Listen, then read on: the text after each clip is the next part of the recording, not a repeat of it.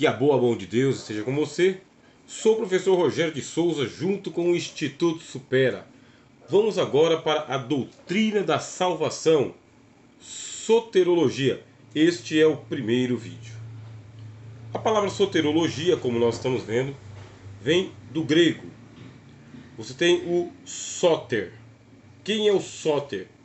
Sóter é o Salvador. Em que sentido? No sentido do Moisés no Antigo Testamento. É a personagem que surge diante de um cenário de aflição, de escravidão, de aprisionamento, de aflição, um quadro depressivo, depreciativo. Aí surge o sóter, o libertador, o salvador, o prometido. Os gregos usam essa palavra para Júpiter, por exemplo. Júpiter, ele é o Deus Salvador. Mas é óbvio, entre os gregos não é chamado de Júpiter, é chamado de Zeus. Zeus é o sóter. Zeus é o salvador. De quem? Na mitologia grega, Zeus, ele é o salvador dos filhos dele, não de toda a humanidade. Por quê? Lá na mitologia, o Zeus, ele aparece em sonhos para algumas mulheres, engravida essas mulheres nos sonhos, delas nascem filhos, e estes filhos são os filhos de Zeus. Assim, o que faz o Zeus em situação de perigo para os seus filhos? Ele trapaceia, ele manda algum amuleto, algum objeto, algum estratagema para que o seu filho receba uma força, uma virtude, um poder sobrenatural e consiga assim vencer as suas intempéries. Este é o sentido da palavra sóter entre os gregos, sendo aplicada sempre a um Deus que é um salvador, mas não é aquele salvador que faz tudo por aquele que ele está salvando. Ele cria meios, ele cria estratégias. Depois o Novo Testamento vai se apropriar desta palavra. E como que o Novo Testamento faz? Pega a palavra sóter, atribui ao Senhor Jesus, ele é o Salvador, mas agora nós estamos no terreno do Evangelho.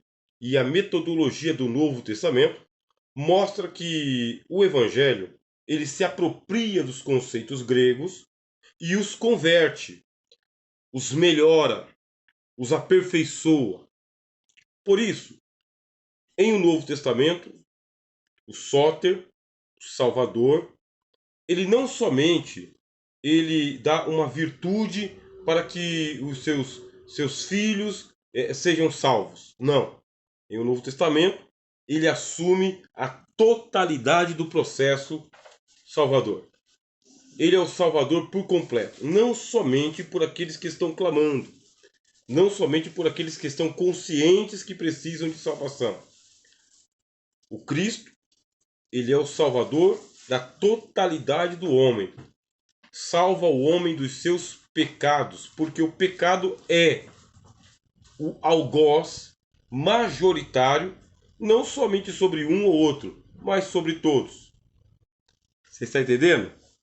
Muito bem, esse conceito de soterologia que nós temos aqui na teologia, ele é extraordinário, sabe?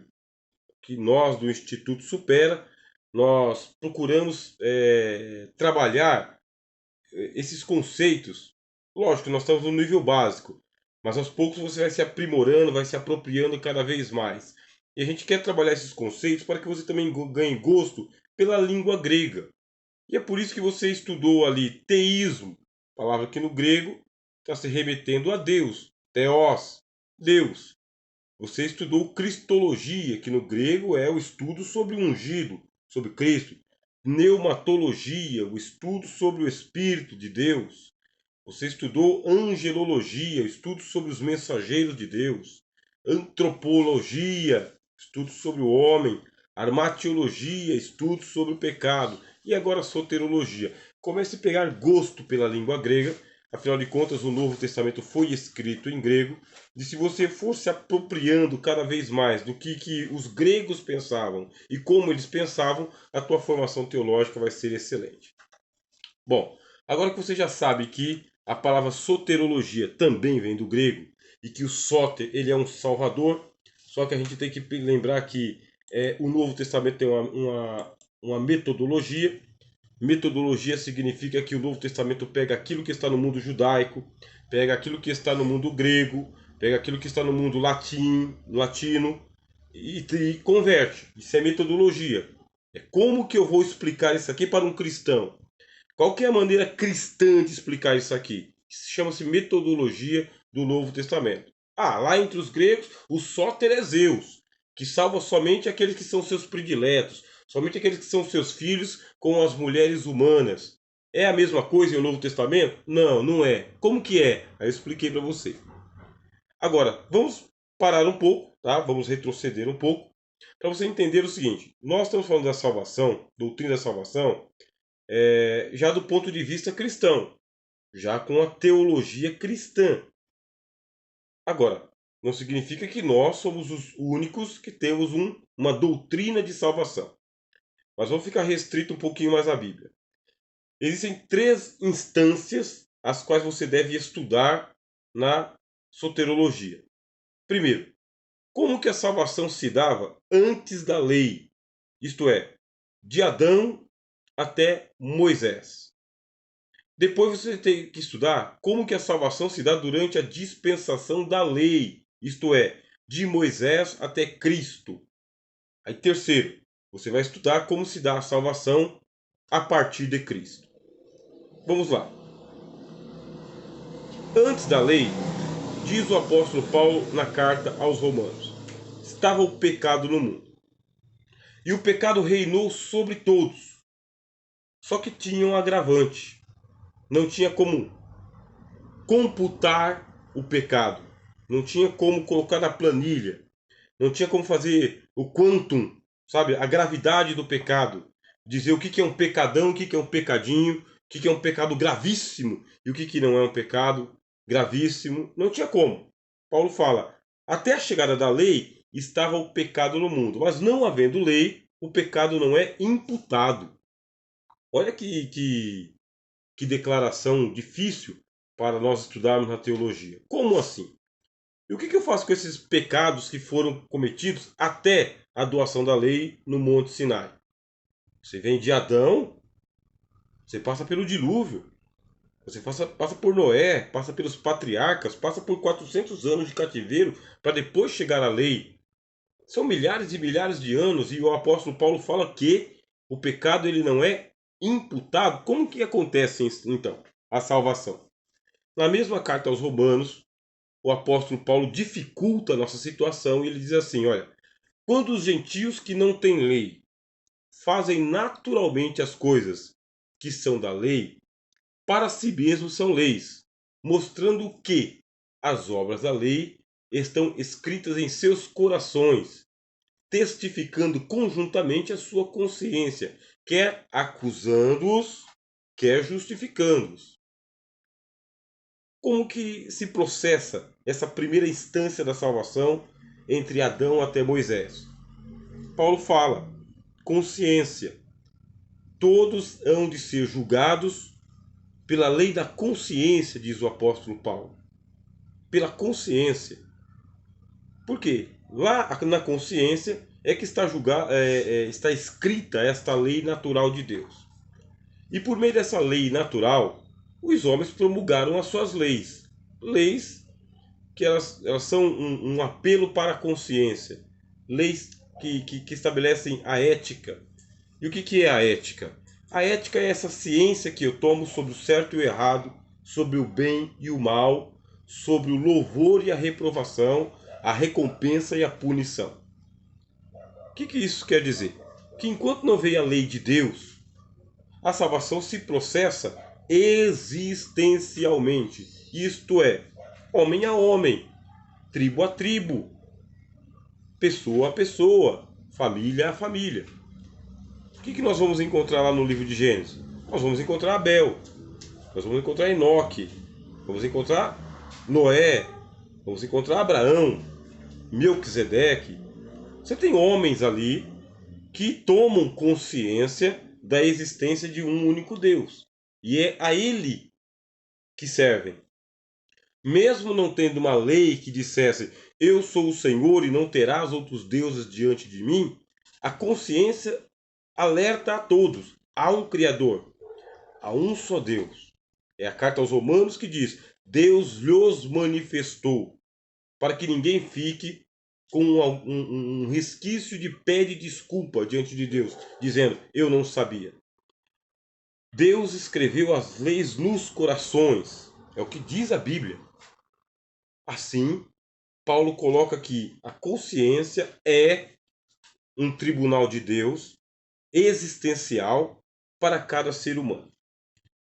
Certamente que a consciência ela é insuficiente para poder falar sobre o Salvador. A teologia chama isso de teologia natural.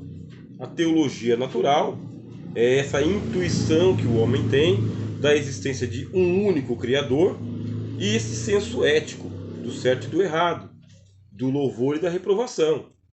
Quando nós vamos para o estudo das religiões, as religiões elas têm um sistema ético muito limpo. Elas falam: aqui está o santuário, aqui está o sacerdócio, aqui está a oferenda, a oferta, as obrigações que você deve cumprir para com Deus, os deuses, os sacerdotes, os reis, os seus servos, seus patrões, seus pais. As religiões mostram a obra da lei de Deus escrita nos corações, mas isso aí em tábuas de argila ou na pedra. Por isso, na primeira instância, a gente pode falar com propriedade bíblica de que a salvação se processa no nível da consciência, mas sem saber ainda quem é o Salvador. E, obviamente, a base da salvação, vou falar agora na segunda instância, é o bom comportamento, é a ética, é a consciência. Cada um deve andar de acordo com aquilo que recebeu, é o que diz a Bíblia. Cada um ande conforme aquilo que recebeu. Cada um será julgado diante de Deus somente por aquilo que recebeu. Aí vem a segunda instância da salvação. Depois, nas próximas aulas, eu vou aprofundar esse conceito para você dar uma melhorada. Então você pega aí seu bloquinho de anotações, tá bem? O Instituto Supera faz questão de que você tire todas as suas dúvidas, entre em contato com o Instituto, leia o nosso livro-texto, assista quantas vezes for necessário essas aulas aqui. Mais para frente a gente vai melhorar essa questão da primeira, segunda e terceira instância. Mas já para adiantar é o seguinte: o que é a primeira instância? Vamos lá, você tem um problema com o seu vizinho, você leva diante da justiça e você é julgado na primeira instância. Se resolveu na primeira instância, está resolvido. Mas se não resolveu na primeira instância, leva para a segunda. Aí julga de novo o processo. Se não resolveu na segunda instância, aí vai para o Tribunal Superior. O que a gente está dizendo? Que existe a primeira instância, em que a salvação tem que ser resolvida na consciência, e vem a segunda instância, que é a chegada da lei ao mundo. Depois que Deus tira o povo de Israel do Egito, aí levanta o sóter para eles. Quem é o sóter? É o Moisés. Moisés é o sóter da nação de Israel. E faz a doação da lei para eles. Com a doação da lei, aí é colocado um critério. Quem observar esta lei, por ela viverá. São chamadas de as palavras da vida. É o critério da vida eterna. É aqui que se alcança a vida eterna. Tem que cumprir os mandamentos. Quais mandamentos? Toda a lei. O apóstolo Tiago fala, toda a lei. Não tem como cumprir um e descumprir 9. Não tem como cumprir 9 e descumprir um. É toda a lei, iniciando pelos 10 mandamentos, dos quais 4 mandamentos eles são diretamente relacionados com Deus e 6 mandamentos são relacionados com a sociedade, com o próximo. Mas são 10, é uma lei só. E por que está dividido em 10 mandamentos? É didático, é uma divisão didática. Não teria como você entender um só mandamento, Deus pronunciando, né? Eu sou o Senhor teu Deus que te tirei da terra do Egito, não terás outros deuses diante de mim, não farás para ti imagem de escultura do que está em cima no céu. Não tem como. Não é fazer uma crônica.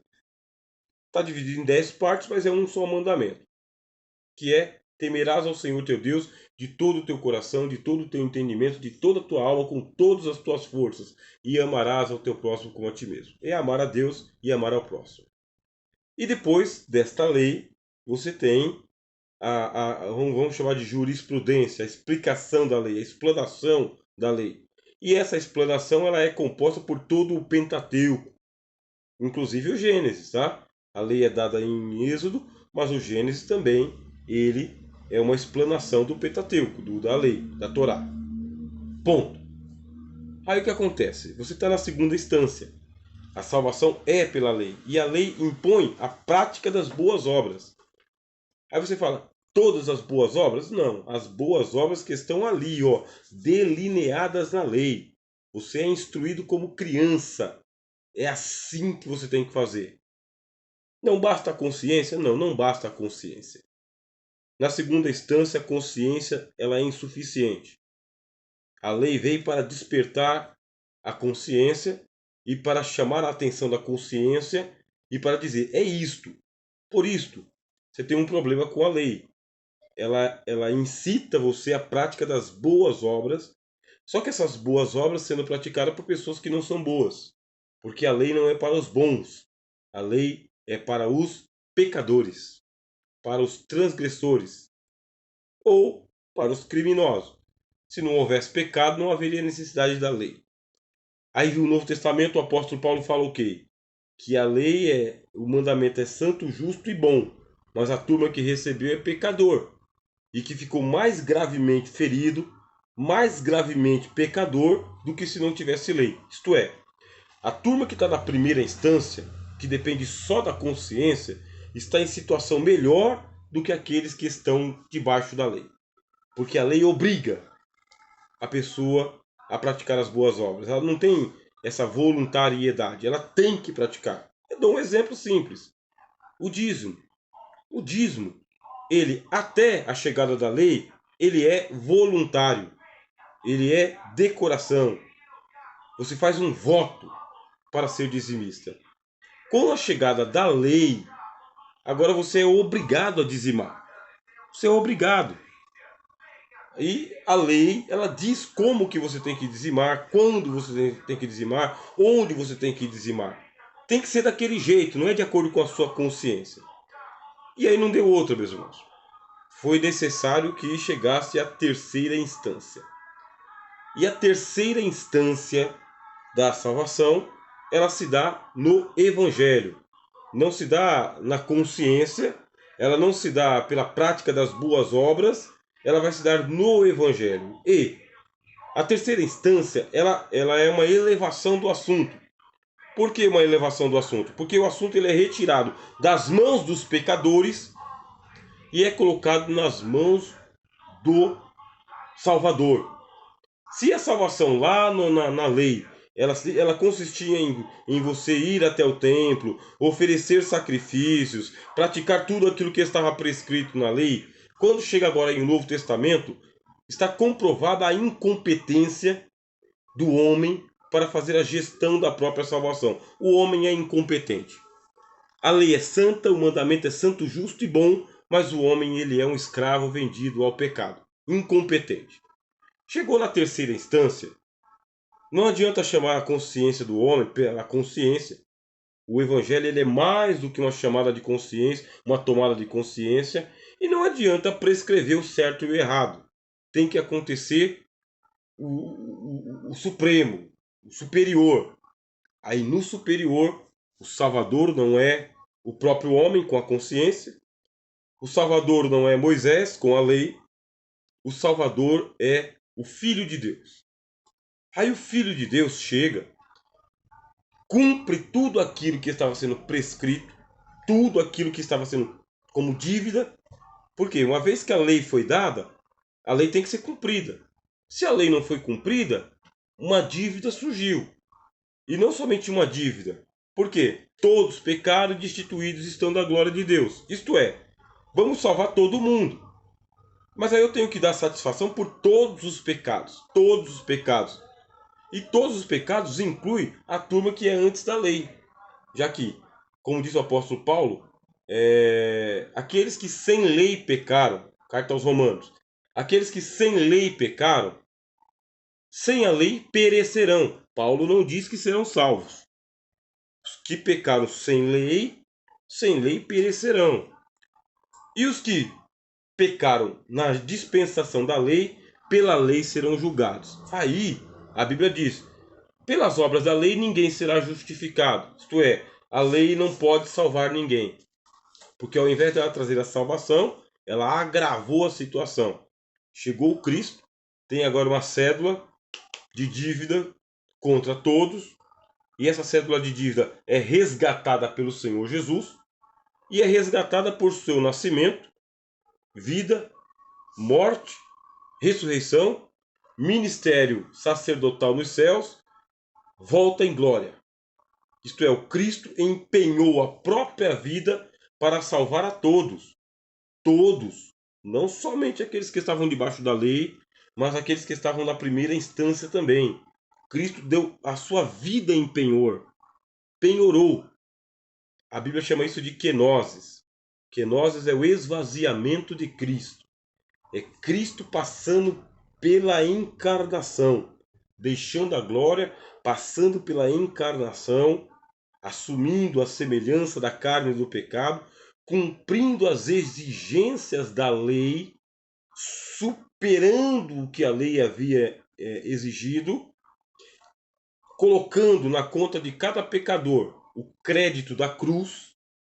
E pelo crédito da cruz a gente vai falar sobre a doutrina da justificação, da santificação, da paliginese, o novo nascimento. Já já a gente fala no próximo vídeo aqui. Isto é, nós estamos passando toda a nossa dívida, aquela que a gente estudou aqui na matéria passada, o pecado, passando toda a nossa dívida para a conta de Cristo. Ou melhor, Cristo está assumindo toda a dívida de todo o mundo e colocando na conta dele, resgatando agora o libelo de acusação que é contra cada um de nós, para nos justificar diante de Deus. Na terceira instância, a salvação ela é tratada pelo Filho de Deus diretamente com o Pai. Por quê? O que a gente estudou na matéria passada? Que o ofendido é Deus. E Deus, ele não pode se ofender por uma unha quebrada. A ofensa de Deus, se Deus se ofender, é em grau absoluto. Se Deus se ofender, não é porque ele ficou chateado, entristecido. Se ele se ofender, ele se ofende como Deus, em grau absoluto, total. E para que haja uma satisfação pelo nosso pecado, não pode ser um bode morrendo, um boi, sabe? Uma oferta de cereais. Isso aí é o que? Diante de Deus, se Deus está absolutamente ofendido. Portanto, quando é oferecido o sacrifício de Cristo, do Salvador, pelo pecador, é para que o sacrifício ele venha a apaziguar a ira de Deus em grau absoluto. A ofensa não foi em grau absoluto? Foi. E a expiação? E a oferta pelo pecado? Tem que ser em grau absoluto. É aqui que entra a divindade de Jesus. Somente o sacrifício da qualidade de Jesus, Filho de Deus, pode satisfazer o pecado. Satisfazer ou expiar o pecado. Você lembra que a gente falou sobre a expiação lá na doutrina do pecado? Como que era? Passava-se uma coberta por cima. O sangue era um borrão. Mas aí vinha uma nova leva de pecados. Se passava mais uma manta de sangue. Depois mais uma leva de pecados. E passava-se mais uma manta de sangue. Muito bem, isso aí é a expiação no Antigo Testamento. Quando chega em o Novo Testamento, o Cordeiro de Deus desce dos céus por um novo e vivo caminho, e o Cordeiro de Deus entra no mundo. O autor aos Hebreus ele cita os Salmos diz, ao colocar o primogênito no mundo, Deus não reclamou nenhum tipo de oferenda, mas corpo lhe preparou, deu a ele o corpo do sacrifício. Deus deu a Cristo o corpo para o sacrifício, E o Cristo teve que manter o corpo imaculado. Teve que viver a sua vida como cordeiro imaculado. Não manchar o corpo, não manchar a língua, não manchar a alma, não manchar o discurso, não manchar a consciência. Manteve o seu corpo imaculado até o dia do sacrifício. Quando chegou no dia do sacrifício, ele foi imolado no madeiro. E ao ser imolado, ele justificou a todo aquele que nele crê. Já tomou suas anotações? Bom, eu vou agora preparar aqui o segundo vídeo, tá bem? Onde eu vou falar sobre a doutrina da justificação. Eu vou pegar alguns livros que tem aqui na minha biblioteca para poder referendar para vocês. Mas assim, é uma doutrina difícil de difícil compreensão, tá bem? Mas se prepare. Cristo tornou-se causa de eterna salvação para todo aquele que nele crê. Sou o professor Rogério de Souza, junto com o Instituto Supera. Essa aqui é a matéria de soterologia no curso básico em teologia.